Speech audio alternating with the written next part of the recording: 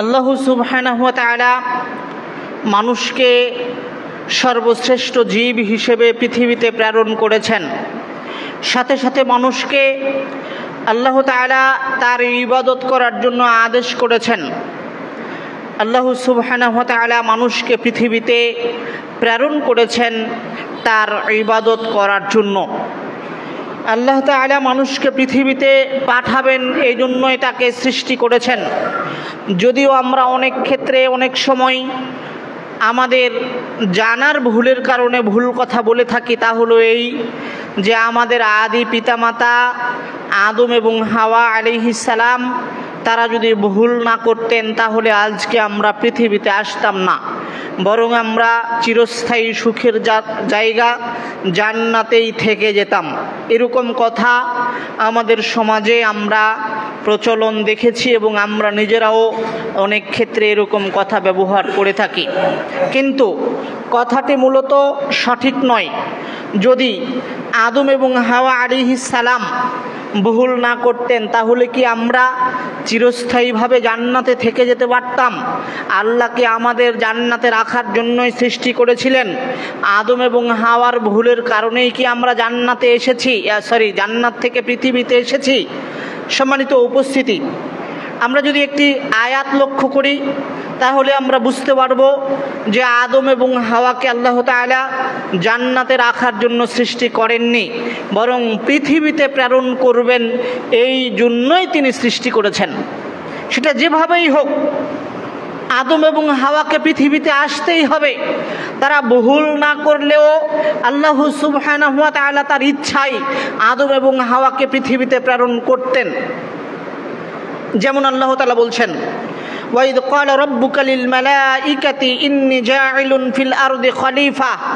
যখন আপনার প্রতিপালক ফেরেশতাদেরকে বললেন, নিশ্চয় আমি পৃথিবীতে প্রতিনিধি প্রেরণ করতে চাই, নিশ্চয় আমি পৃথিবীতে মানুষ পাঠাতে চাই, তখনও আদমকে সৃষ্টি করেননি। আদমকে সৃষ্টি করবেন তার আগ মুহূর্তে ফেরেশতাদের সাথে পরামর্শ করছেন। যদিও আল্লাহ তাআলা একক ক্ষমতার অধিকারী, কারোর সাথে পরামর্শের তার প্রয়োজন হয় না, তারপরেও তিনি ফেরেশতাদের নিকটে নিজের ইচ্ছাকে ব্যক্ত করছেন যে হে ফেরেশতা মণ্ডলী শোনো, নিশ্চয় আমি পৃথিবীতে মানুষ প্রেরণ করতে চাই, প্রতিনিধি প্রেরণ করতে চাই। তখন ফেরেশতারা আল্লাহ তাআলাকে তাদের অভিজ্ঞতার আলোকে বললেন, হে আল্লাহ, আপনি কি পৃথিবীতে এমন আবার জাতি সৃষ্টি করতে চাচ্ছেন যারা পৃথিবীতে যাওয়ার পরে মারামারি, কাটাকাটি, রক্তপাত, দাঙ্গা হাঙ্গামা ইত্যাদিতে ব্যস্ত থাকবে? যেমন ইতিপূর্বের জাতিগুলো তারা করেছিল। পৃথিবীতে মানুষ আসার পূর্বে জিনদের বসবাস পৃথিবীতে ছিল। তো জিনরা পৃথিবীতে এক পর্যায়ে বসবাস করতে করতে তারা বিশৃঙ্খলাময় পৃথিবীকে পরিণত করে, দাঙ্গা হাঙ্গামায় লিপ্ত হয়, মারামারি, রক্তপাতে লিপ্ত হয়ে যায়। এই অভিজ্ঞতার আলোকে ফেরেশতারা বলেছিলেন যে আপনি কি আবার এমন কোন জাতি সৃষ্টি করতে চাচ্ছেন যারা পৃথিবীতে গিয়ে আবার দাঙ্গা হাঙ্গামা, রক্তপাত, মারামারি, খুন খারাপি সৃষ্টি করবে, মুখোমুখি হবে? এরকম জাতি সৃষ্টি করতে চাচ্ছেন? আমরাই তো আপনার তাসবিহ সহ প্রশংসা, আপনার প্রশংসা সহ পবিত্রতা বর্ণনার জন্য আছি। নাহনু নুসাব্বিহু বিহামদিকা ওয়া নুকদ্দিসু লাক। আমরাই আপনার প্রশংসা করি আর আপনার পবিত্রতা বর্ণনা করি। অতএব আপনার যদি পবিত্রতা বর্ণনার প্রয়োজন হয়, আপনার প্রশংসা জ্ঞাপনের প্রয়োজন হয়, তাহলে তার জন্য তো আমরাই আছি। আবার আপনি এমন কোন জাতি তৈরি করতে চাচ্ছেন?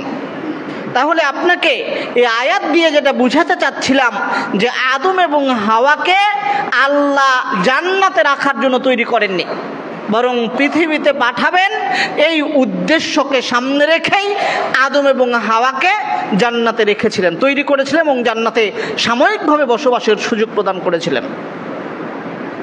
তো আল্লাহ তাআলা মানুষকে পৃথিবীতে প্রেরণ করেছেন তার ইবাদতের জন্য।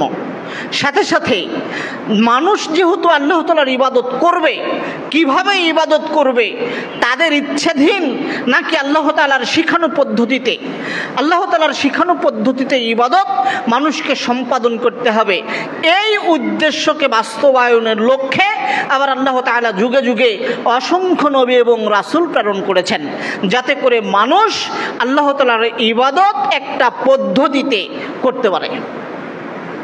সম্মানিত উপস্থিতি, তারই ধারাবাহিকতায় আল্লাহ সুবহানাহু ওয়া তাআলা আমাদের নবী মুহাম্মদ সাল্লাল্লাহু আলাইহি সাল্লামকে প্রেরণ করেছেন নবী এবং রাসূল হিসেবে, যাতে করে মানুষ তার অনুসরণে, তার কাছ থেকে শিক্ষা নিয়ে আল্লাহ তাআলার ইবাদতে মগ্ন হয়, আল্লাহ তাআলার ইবাদত করে।